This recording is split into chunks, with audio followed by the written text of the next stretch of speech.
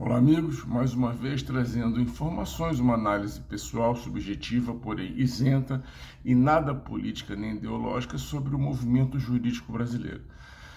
Agora, a pauta da vez não poderia deixar de ser diferente. Julgamento do STF, né? O julgamento começou essa semana e marca pela divergência apresentada pelo ministro Fux. Essa divergência não foi surpresa para muitos, mas ninguém esperava que fosse dessa grandeza. Bom, eu tinha gravado já em vídeos anteriores, quem quiser pode assistir, está aí disponível na minha rede.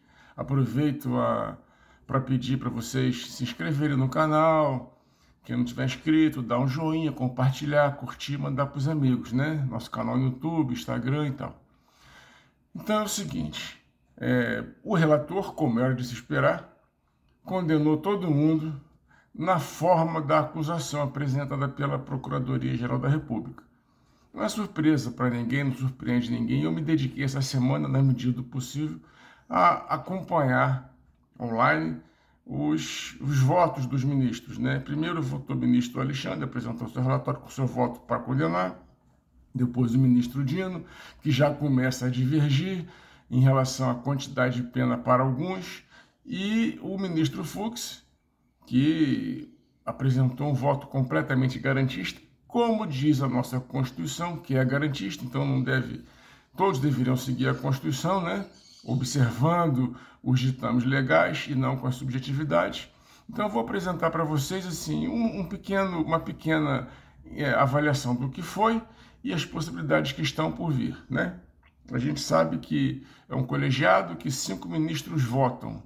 Até agora, até o momento que eu gravo esse vídeo, 3 votaram. Alexandre de Moraes, relator, o ministro Flávio Dino e o ministro Luiz Fux, que, diga-se de passagem, é o juiz mais experiente. Na verdade, só existem hoje no Supremo Tribunal Federal 2 juízes de carreira, que é o próprio ministro Fux, que já foi ministro promotor de justiça, depois fez concurso para magistratura, e o ministro Dino, que ficou um pouco mais de 10 anos como juiz federal. Mas nenhum deles tem a experiência de julgar igual a do ministro Fux. Isso é público e notório. Sabemos que a maioria dos ministros que compõem o STF fizeram o primeiro julgamento como juiz no STF. A maioria era advogado, vinha da procuradoria ou da promotoria e foram julgar mesmo no STF, o que não é legal. Mas é um sistema constitucional e temos que seguir a Constituição. Mesmo que, como dizia o doutor Ulisses Guimarães, a gente pode divergir, discordar, mas temos que seguir, desobedecer jamais. Então é isso. O ministro Fux, surpreendentemente, absolveu todo mundo, com exceção de Braga Neto e o delator Mauro Cid. Só que ainda assim, para esses dois, tirou vários crimes e colocou apenas um na tentativa de abolição violenta do Estado Democrático de Direito. A maior surpresa reza no fato de que Fux, nos julgamentos anteriores dos manifestantes, ele entendeu que houve sim a tentativa de golpe e condenou todo mundo. Agora, a gente viu que naquele episódio da manicure, do cabeleireiro, que pintou a estátua lá, que a estátua depois foi limpa, não teve prejuízo nenhum, ele já achou que a pena era exacerbada e assim começou a divergir. E não vamos nos preocupar com o fato de mudar de voto, mudar de entendimento, porque isso é comum. Eu tenho que trazer, como sempre trago, o exemplo de Luiz Inácio, que foi condenado em primeiro grau, condenado em segundo grau, que manteve condenação aumentando a pena no TRF4, depois STJ manteve condenação, e o próprio STF se manifestou para a condenação de Lula. E depois mudou de entendimento e absolveu. Quer dizer, absolveu não, anulou o julgamento. Anulou o julgamento, então nunca mais foi julgado, né? Porque pela prescrição dos crimes e acabou. Acabou, não foi julgado, não é inocentado, mas também não pode ser tratado como culpado. E foi julgado em primeiro grau, e agora todo esse pessoal foi julgado em segundo grau. Começa aí a grande divergência, porque o Luiz Fux fala agora, esse caso não deveria ser julgado pelo STF, que é incompetente, incompetência absoluta, que eu concordo, sempre falei isso. O STF não deveria julgar quem não detém foro privilegiado pela prerrogativa da função pública que existe, que ocupa. Então ele está julgando o ex-presidente como se o presidente fosse, então teria que ser julgado pelo pleno, como dizia já o ministro, o saudoso ministro Marco Aurélio. Não era, o Supremo não devia julgar ninguém desse pessoal que não detém foro privilegiado, muito menos os manifestantes de 8 de janeiro. Então, assim, agora o entendimento que, se for mantido, o Luiz Fux fala, então tem que ser julgado pelo pleno, não pela turma, o que é normal, é isso mesmo. Agora, já que vai ser julgado pelo Supremo, assim está o meu voto. E foi falando o voto em relação a cada um, atenuantes, agravantes, e absolveu o presidente Bolsonaro de todas as acusações, assim como os demais, com exceção de Braga Neto e Cid, que condenou num crime apenas, também reduzindo bastante em relação à acusação. E ele demonstra, com o julgamento jurídico e técnico, que foi o juiz que mais justificou juridicamente as suas decisões, indiferente do próprio voto do relator, que foi muito subjetivo. A acusação, eu já dizia isso, não tinha prova objetiva daquilo que estava acontecendo, do que tinha ocorrido. E o ministro se baseou muito nas falas do presidente Bolsonaro, que realmente falou demais, nas falas em lives, em discursos, mensagens de WhatsApp, mas prova propriamente dita realmente não tinha. Isso eu já venho alegando há muito tempo, inclusive na defesa dos meus clientes que foram presos por se manifestarem no 8 de janeiro. Dos meus clientes ninguém entrou, ninguém quebrou, ninguém fez nada, mas foram acusados e tem que pagar até multa. As individualizações das condutas não aconteceram até hoje. Então, como é que pode? O Fux bate nisso. As condutas precisam ser individualizadas, sim, inclusive em crimes multitudinários. Ninguém pode pagar pelo que outro fez, assim como Bolsonaro hoje ele está preso porque alguém divulgou o que ele falou. Apesar daquela decisão extremamente contraditória do relator, o ministro Alexandre, que dizia que ele pode falar, pode fazer discurso, pode dar entrevista, mas se for divulgado ele vai ser preso. Olha que absurdo. E foi preso domiciliar. Então, se ele quebrou a cautelar, devia ser preso preventivamente, não preso domiciliarmente, em prisão domiciliar. Então, é uma série de excessos que não estão previstos na norma legal. E assim, e agora o que vai acontecer? Bom, primeiro tem que parabenizar o ministro Fux pela divergência, porque eu concordo com os argumentos deles, as provas eram frágeis.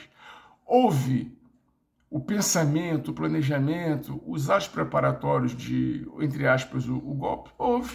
Não tem dúvida disso e todo mundo diz que realmente conversaram sobre isso.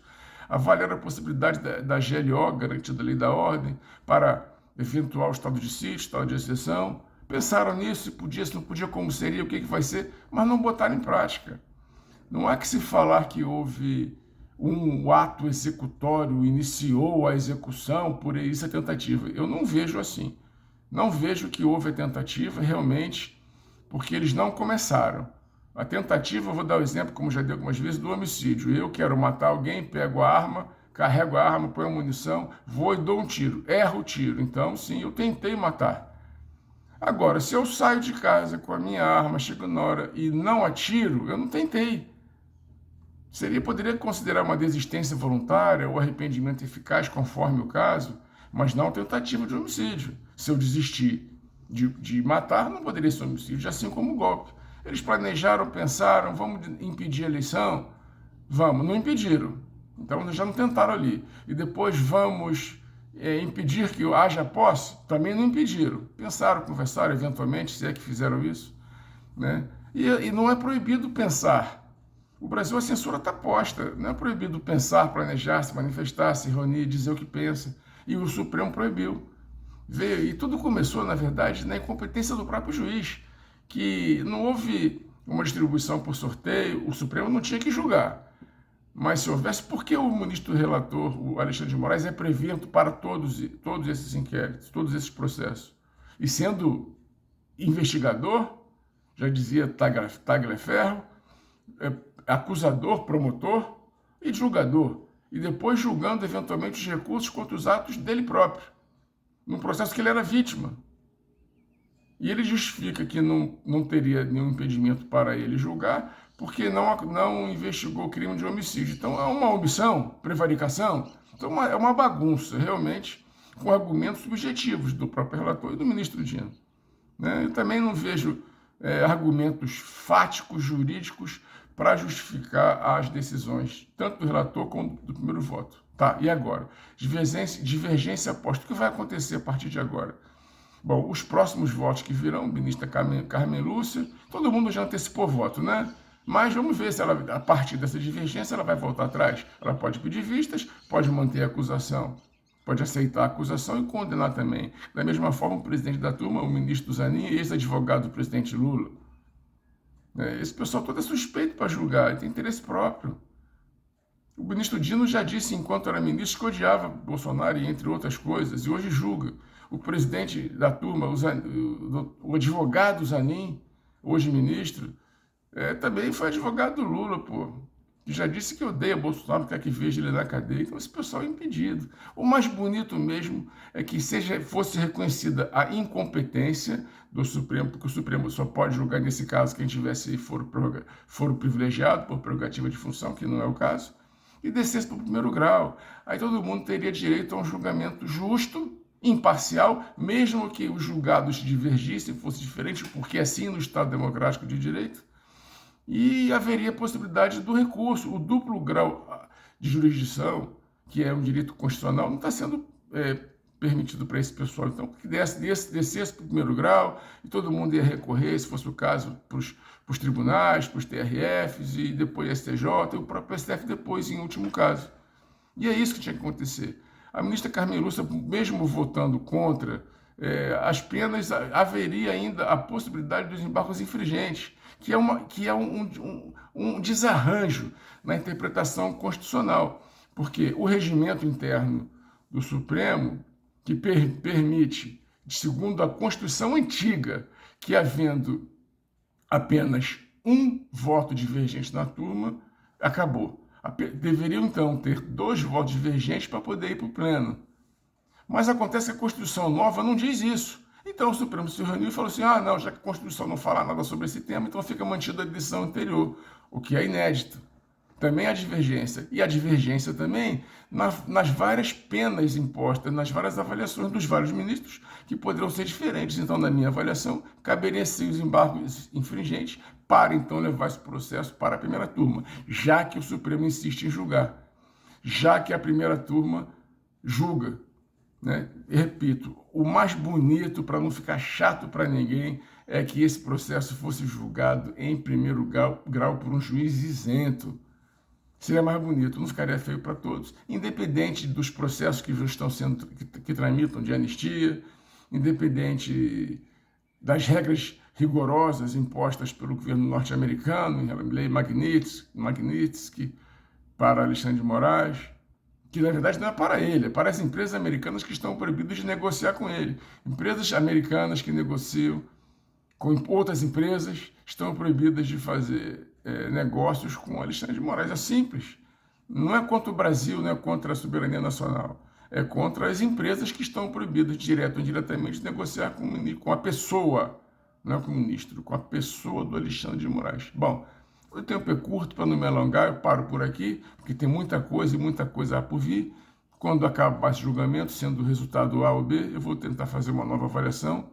Peço a vocês, mais uma vez, quem gostou, curte, compartilha, manda para os amigos, assistam, comente, mandem a nossa pauta.